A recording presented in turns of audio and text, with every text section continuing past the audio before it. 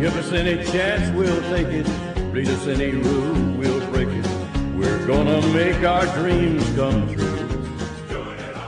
Hi everyone, real quick correction for today's episode. We ran into a little bit of an issue with the title of this one. It's referred to as New Year's Eve 1959 on IMDb. However, it is actually sometimes called New Year's Eve 1960 in a couple of other places, including the DVDs that we're using, as well as the Wikipedia page for Laverne and Shirley. This created a bit of a conundrum for us with how to title it and how to refer to it within the episode. Without access to the original scripts or any photos of them that help correct even that situation, and for all we know, that even may have changed during production, we don't really know exactly how to go about exactly titling it.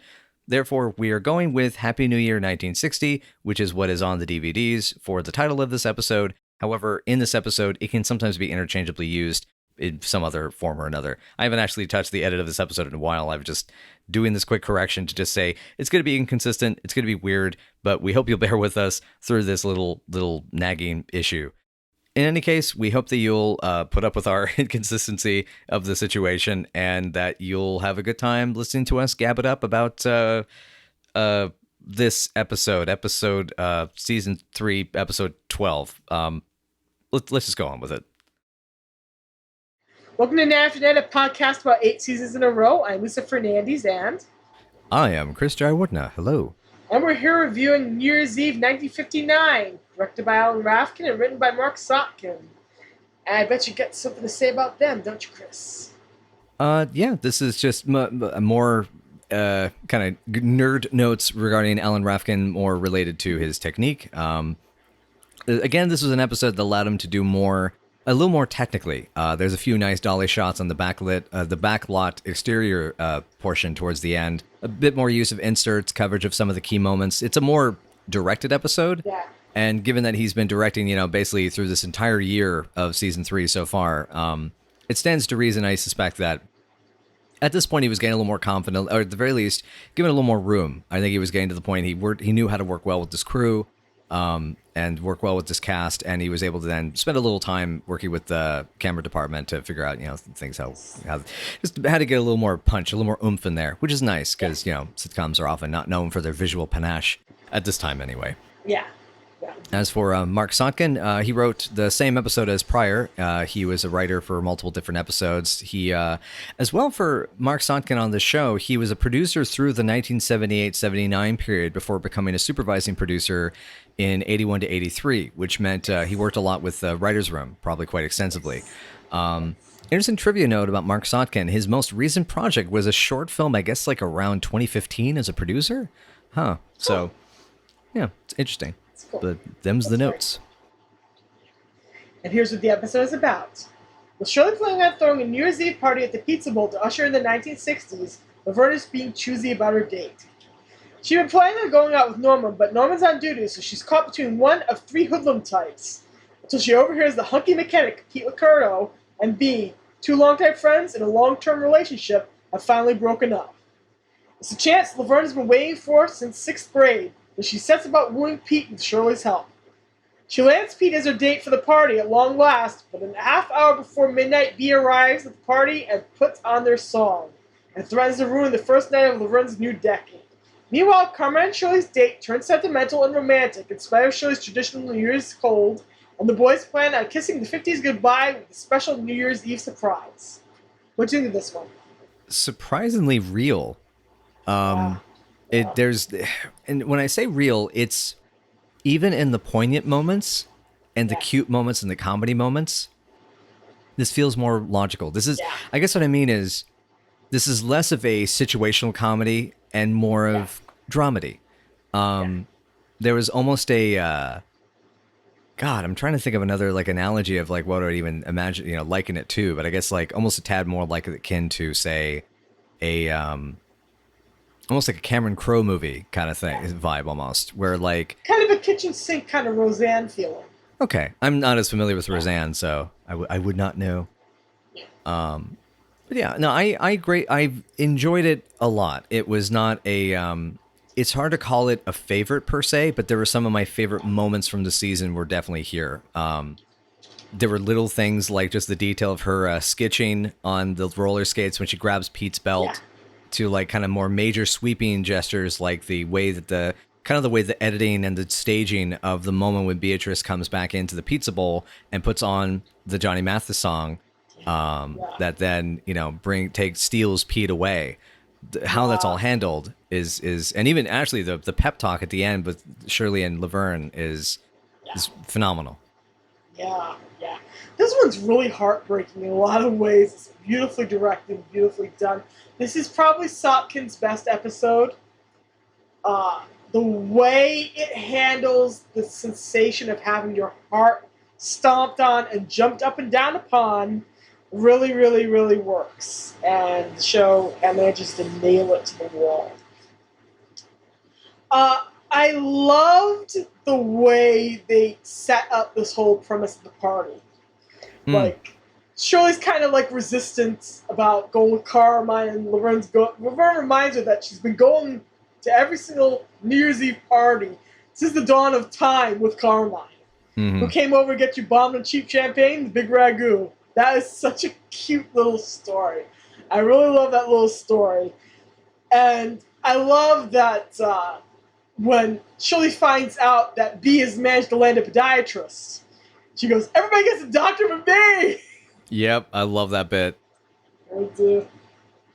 Yeah, my note for that is, Shirley, good Lord, just go to medical school. Just go to medical. Become the doctor. Do the Cher thing. Become the rich man. Don't marry the rich man. That's the ultimate lesson here. I love that Laverne has been lusting after this guy for at least as long as Lenny's been lusting after her. There's kind of like an interesting triangulation here. She's been after Pete since the 6th grade. Lenny, we will learn in a flashback episode in season 4, has been chasing her since at least they were 15, 14 years old. So there's an interesting little sense of triangulation there in that Pete is unaware of Laverne, basically. And whenever B's in the room, she completely disappears. Yeah. And in Lenny's case, most of the time, there's nobody but Laverne, and to her, he does not exist sometimes. So, tiny little note that I noticed as I was watching this. It's a good one, yeah. I didn't see that per se, but when you mention it, it's like, yeah, that tracks. That's interesting timing, because we've discussed the aspects of off pod. You and I have talked about Lenny's attraction to her and how that's been so ongoing, and it's just kind of interesting. See, again, this is where I wonder, as I was mentioning, about an episode or two ago, where you can kind of see the seeds are getting planted and sort of getting a little bit of fostering with regards to, Lenny and Laverne ending up together, and I still have this theory that Declan was, into it. Possibly. And like, as you're saying, like that would be something, that'd be a perfect setup for it, is that she was unconsciously aware of it. And so she was always chasing after somebody else. And Pete was like the first major way to get away from Lenny, basically, because she was running from her own feelings. Yeah. Unfortunately, the show does not go in that direction. Sadly, that's true. And I also managed to drag this ship into an episode that has absolutely nothing to do with it. Go me! That takes, honey, you're talented. Let's just put it that way. Yes, I am very talented. Thank you. So speaking to Pete, I really liked the actor. So the actor was Crave Littler, and I really loved his performance in this as Pete. There's something relatably, like, as much as I hate what he does to Laverne at the end, I related to him doing his best to be strong and to deal with the breakup, because he is absolutely, devastated on the inside. Oh, yeah. And he's trying to have this great date, and he's really connecting with Laverne. I love the chemistry that Craig, the actor, has with her. Yeah. I think it's funny, I'm mentioning this guy's name because I have my notes here about him as an actor, because he was another working actor through the 60s and 70s, through this period, until he became Jason of Star Command. Oh, that's what he's from. Well, I didn't notice that. As well, he was another actor that would go on to be on The Love Boat as 2 different characters across 2 different episodes. And I have to mention, he was in Becerro, which also has Lee Van Cleef and Warren Oates. And the fact that he was even a movie that had those 2 in it gives him points in my book. So, but But yeah, no, but back to Pete as an actor and the performance he gives here. I mean, it's a good performance. It's a more theatrical, it's a more feature film kind of performance for me. Because the little nuances, even like the way he silently like turns around to see Beatrice, you know, when he hears the song. I mean, there's some really wonderful look, and the intimacy that he has with Laverne on the couch. And I love that whole detail of that. They've concocted this plan that will get Laverne and Pete on a date to the party, and Shirley's going to do this plan, and it turns out to be completely unnecessary. He is super into her immediately. Yeah, exactly. Yeah, exactly. And as into Laverne as he is, and how they're really sweet. I mean, he used to punch her because she was the only girl in 6th grade who could take a punch. I just love that detail. Mm-hmm. Well, you're the only one who can take a punch. And I was like, the two of them are really sweet together. They have a similar jockish attitude. They clearly enjoy being together, and it's a shame that it doesn't work. Exactly. It's a shame that it doesn't work in such a public and devastating way. Because whew, is that public, whew, is that devastating. And, ugh. Yep. Oh, man. And it's like, it's almost like there's that omen that it's not mistletoe, it's oregano. So you already know something's going to go wrong. The love is fake. The love is a lie, much like a cake. God, I haven't thought of that in a while. Just right into my brain. Yep. Yeah, I love that Frank tries to do the twist in this episode. There was an image of him just trying to grind away and not just having time for life. He's just trying to dance with them. Mm-hmm. And he likes Pete because he's Italian. And then Edna brings up the fact that she's not Italian. And no one needs to know. No one has to know. Yeah. And I love Edna sneaking in that line, let's do the twist again. Like, I see what you did there, Edna. Yeah.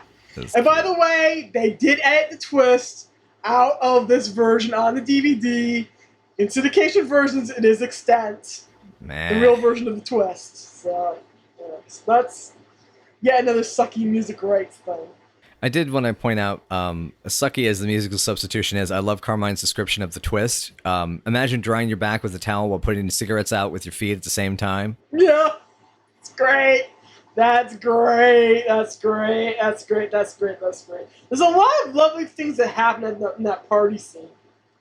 Like Carmine giving Shirley that diary that's already got writing in it.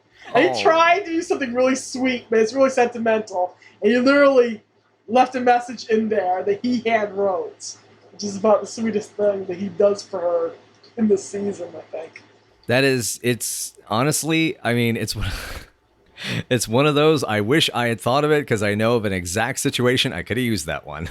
Yep. You're going to be the nicest thing about the 60s too, which is adorable. Yeah. That is adorable. Gotta give Carmine the credit. Okay, and fine.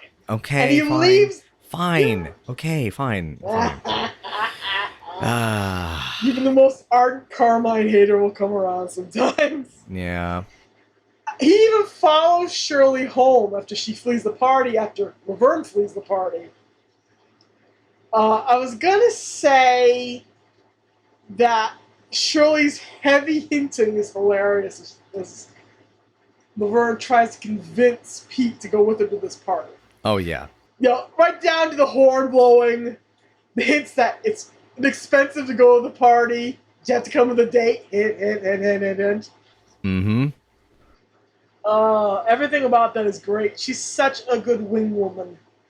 She's such a good wing woman. It's just over at the time. It's one of those, she didn't read the room, but my God, she is. Yeah. Because I mean, it's amazing that Shirley is under the right circumstances. It's like Shirley, perfect, beautiful, wonderful. That's exactly what needed to happen in that moment. Right now, it's a cock block. Bless her heart. She tries so hard. She does try so hard. Yeah. And I also love the moment where Laverne tries to put on, that whole sequence honestly is so cute. Like putting on the music, and that was me and Beatrice's song. It still kind of reminds me of her, and just throws it out. Yep. Oh man. I love that Laverne was going into the woods in 6th grade, even though she didn't know what to do. Now I know what to do. Oh God, Shirley points out that I was I was friends with a girl in second, third grade that was like that. Actually, didn't know what to do, but she tried to do something. Oh dear. Oh, Almost. dear. Hey. To be fair, I was probably the only one that she seemed to spending time with in that regard. But that's another story for another time. To quote Shirley, my plan does not include smut at the moment. God, that's great. I had to do it. I had to go there. I had to go there. Yes. Oh, and okay, I still have this notes in all caps. Laverne as a roller derby girl. Yes, I want an Unholy Rollers AU. God, same. She would be an amazing roller derby queen. She even has skates with L's on them. Mm-hmm. So great. I love it. But yeah, I kind of want that Which AU. actually, on that note, finally Unholy Rollers is on DVD. Oh. I just looked that up. Anyway, sorry about that. Fun. I was gonna mention that this is the second time the boys come in as if they're going to play chicken with the girls. Squiggy's up on Lenny's shoulders for that hello gag, a really great hello gag. It looks like a strange creature from another world. Hello. Oh, it's so good. It's so good. Yeah, there's some wonderful zing lines. There's a good hello gag in this one. The sweetness with Carmine and Shirley is appreciated. Yeah. I also appreciated, this is a strange little note, but I liked seeing Carmine interacting with another guy here. Because of the scenes that are with Carmine to the show, he often interacts more directly with the girls than with other men, and I thought it was interesting to see him kind of like a masculine bonding, again, with somebody, I mean, they've known since school. And I love that back and forth. You know, it's like, you want a beer, Pete? Are they free? Yeah, that's why I can afford them. Which, of course, my note to that is, you're a gigolo, you Dorcas. Come on. There's going to be much more of that in Season 7 and much more of that in Season 8 due to strange circumstances. But Carmen will be speaking to plenty of dudes. Plenty of time with Frank and play 10 Squiggy. So we'll get to see that. Interesting. But yeah, and I do love the when they come back, the beer brigade, lots of brewskis, and it's like, so we had to try to do another test, and we had to be sure, and all this. Like, I guess what I mean is, like, that was, I don't know, there was something about that just was like, this is kind of different. It might just be being a cis male, you know, might be it. Yeah, it was just nice moments. I love everything about the girls' discussion. Meanwhile, I just don't like to talk about it. That way, it don't hurt if it doesn't work out. Right in the heart. Right through the heart, into the ribs. Past the ribs and into the back. Yeah, that plays your ribs like a xylophone. Does a funky jam. Yep. You know, cracks one on the way out. Yep. There is a beautiful dolly shot that follows Laverne through this happy throng of celebrants. I was just going to mention that. She's trying to get back to the apartment. Exactly. Yeah. That's so good. So pretty. And with her face filled with tears, just blindly moving along. And there's this tiniest moment where Lenny kind of looks at her, trying to figure out what's going on. But it doesn't really register because he's too focused on Squiggy. But what did you think of the boys' stunt, by the way? Interesting. Yeah. Interesting.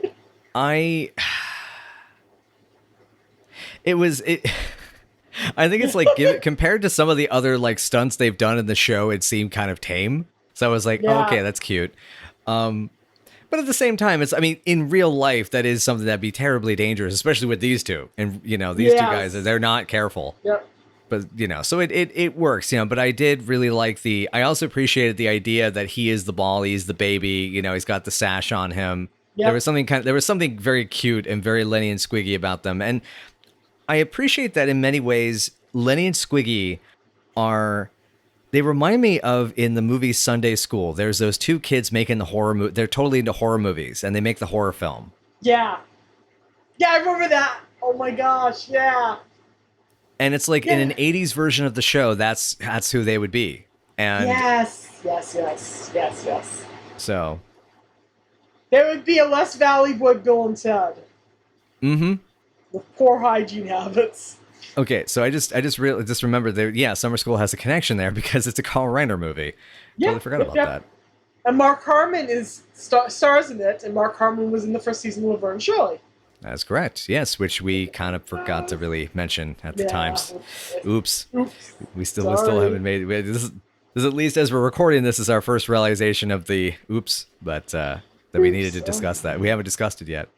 Anyway, but yeah, no, it was interesting stunt. You know, it feels, I like that it's timed in such a way that it kind of caps at the end of the moment. And it does have cleaner coverage than the way they cut Norman arriving very awkwardly. That was weird. I don't know if that was an issue with like the footage or a camera problem or an extra got in the frame, and so they only had like this one like chunk of like 8 frames they could use, you know. But yeah, it's really edited, really put together. I'm wondering if they shot him at a different time and then spliced him in, which is what it feels like if you watch it. Right.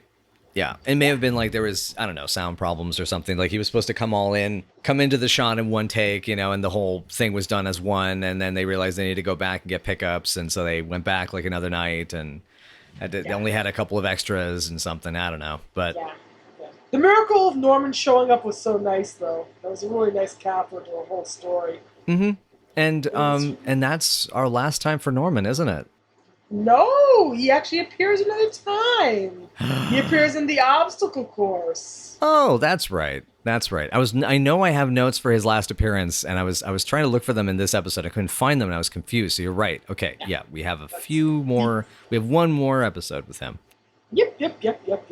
Then sadly he disappears. It's kind of it's almost kind of a bummer because this feels in some respects almost like a nice little softer cap to that. Even though I did it well. We'll get to the obstacle course, but.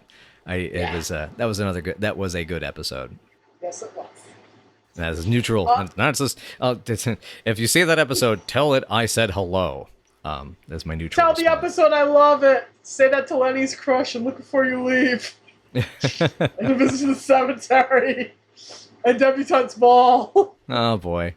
Uh, But anyway, but yeah, I mean, there was some really cool stuff in this episode. I really love the conversation with Shirley and Laverne at the end when she's trying to drown herself in the Milk and Pepsi. She almost goes for it. It's like, if you stop dreaming, you may as well drown yourself in Milk and Pepsi. It's like, oh god, she's gonna do it. Stubborn as a mule, as Shirley says. Yeah, brave face. The boo boo. She has to put on the brave face, but she needs to do her boo boo face first. And God, the pretty on the inside. Oh God, that actually is something I was going to mention. Is the there's a thing. It's just she's not pretty enough, which reminds me of something a certain someone once told me.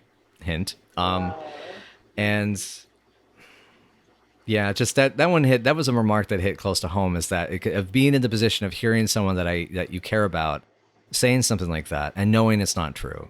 And I really love how they executed that moment because I mean, for us, obviously, we love Laverne. We think she's gorgeous, and she is pretty on the inside, and she's pretty on the outside, and she's pretty because she's a person, and she's a good person. And it's interesting also how I like that this conversation it felt like it was trying to say who you are transcends what you look like. And the connection that you have or don't have with somebody is what's kind of key and important.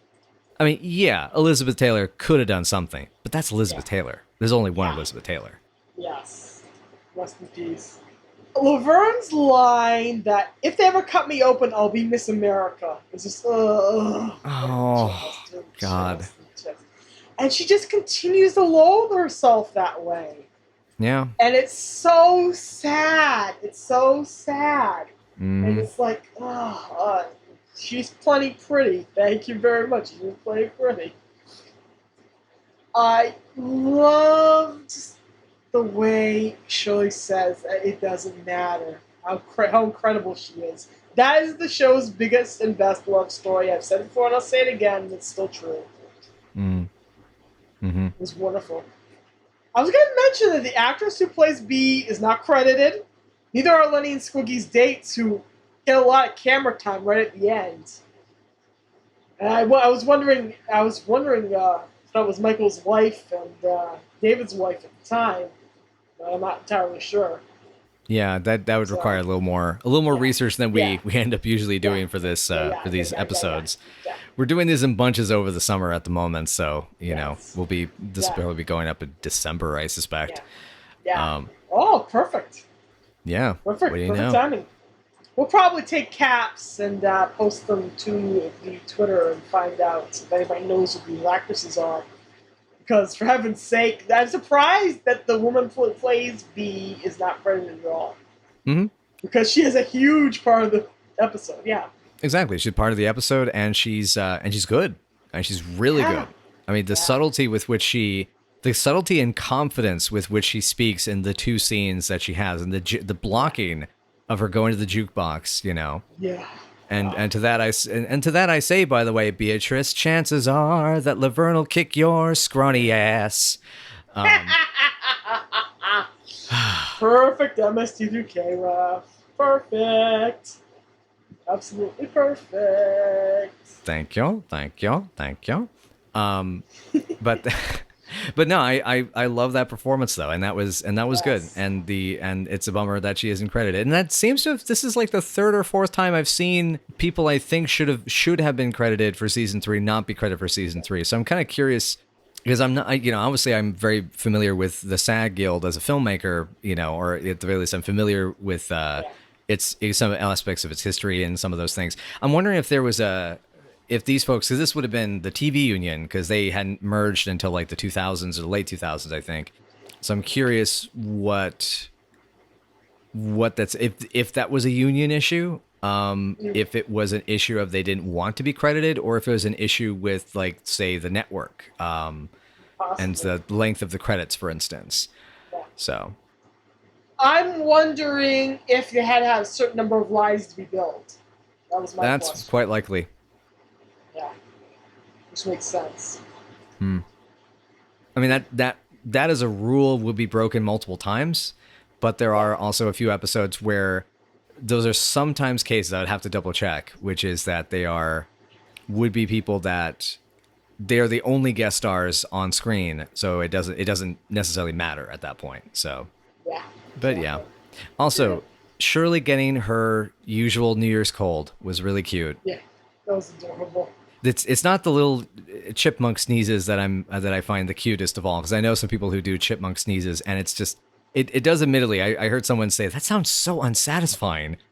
But they are absolutely adorable. There's an actor friend of mine that every time she's on set and she has a little sneeze when we're filming somewhere where there's it's dusty or something, it's a choo, and oh god.